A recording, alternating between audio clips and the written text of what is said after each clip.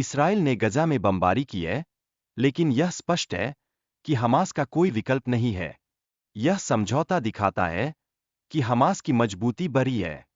गजा में फिलिस्तीनी लोगों की स्थिति अत्यंत गंभीर है, जहां वे अपने मलबों के बीच लौटते हैं। इसराइल की जीत का कोई संकेत नहीं है, बल्कि यह मानवता की हार है। ट्रंप और बाइडेन की भूमिका पर चर्चा हुई, जहां दोनों ने इसराइल के साथ कूटनीतिक सफलताओं का दावा किया।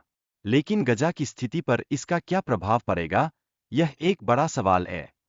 इसराइल ने गजा में पत्रकारों को जाने से रोका है। 4,000 पत्रकारों को गजा में जाने की अनुमति नहीं दी गई और इंटरनेट भी बंद कर दिया गया है। सीज फायर की घोषणा का अर्थ युद्ध का अंत नहीं है। यह केवल अस्थायी है और फिलिस्तीन की आज़ादी की दिशा में पहला कदम साबित हो सकता है।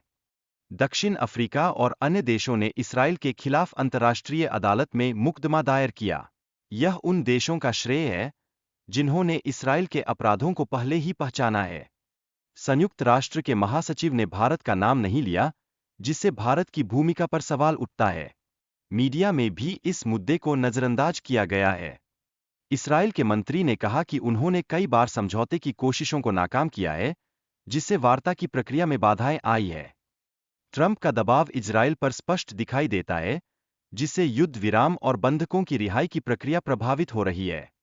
ट्रंप के दूत ने नेतन्याहू को मजबूर किया कि वह एक ऐसा प्लान स्वीकार करें जिसे उन्होंने पहले नकारा था। यह बाइडेन की तुलना में अधिक प्रभावी साबित हुआ। इसराइल की सेना ने गजा में बमबारी करने के बावजूद बंधकों तक नहीं पहुंच पाई, जो उनकी खुफिया क्षमताओं पर सवाल उठाता है। समझौते के तहत हमास 33 बंधकों को रिहा करेगा, जबकि इसराइल भी हजारों फिलिस्तीनी बंधकों को रिहा करने की योजना बना रहा है। 7 अक्टूबर की घटना के बाद इसराइल के मंत्री ने गजा पर परमाणु हमले की बात कही। यह स्थिति फिलिस्तीन के अस्तित्व को लेकर गंभीर चिंता का विषय है। नेतन्याहू को ट्रंप के साथ डील करने की चुनौती का सामना करना पड़ रहा है। ट्रंप के निर्णय फिलिस्तीन के हितों के खिलाफ जा सकते हैं, जिससे स्थिति और जटिल हो सकती है। अमेरिका के राष्ट्रपति जो बाइडेन ने फिलिस्तीन को अलग राज्य के रूप में मान्यता देने का समर्थन किया है। यह टू स्टेट सॉल्यूशन की दिशा में एक महत्वपूर्ण कदम हो सकता है। इजराइल ने अस्पतालों को निशाना बनाया और चिकित्सा सेवाओं को पूरी तरह से ध्वस्त कर दिया, जिससे घायल लोगों को इलाज नहीं मिल सका। डॉक्टर सफिया की कहानी ने दिखाया कि कैसे एक चिकित्सक ने अपने मरीजों के लिए खड़े होकर अपनी जान दी, फिर भी उनकी रिहाई नहीं हो सकी। पत्रकारों को भी मारा गया ताकि जुल्म की खबरें दुनिया तक न पहुंच सकें। उनके काम ने सच को उजागर करने में महत्वपूर्ण भूमिका निभाई है।